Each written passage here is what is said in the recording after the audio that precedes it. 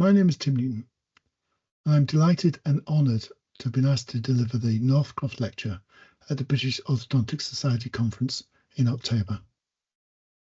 I've decided to discuss the mental health crisis that's facing the dental profession, in particular the high levels of emotional exhaustion and depersonalisation or cynicism that, in the context of a sense of low achievement personally, characterise what we call burnout.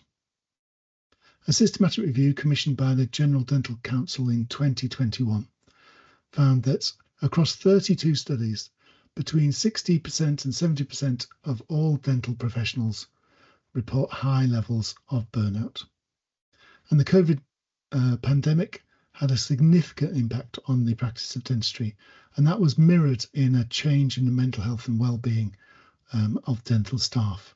So the career survey that was conducted at that time found that 22% of all people working in dentistry reported symptoms that were suggestive of a diagnosis of depression.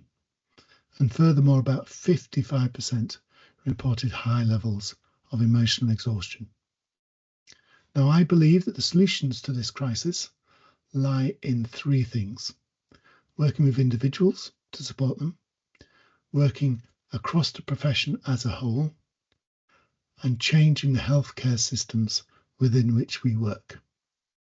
But at its heart, I think it is fundamental that we have recognition and reward for our personal integrity as healthcare professionals and for the good that we do.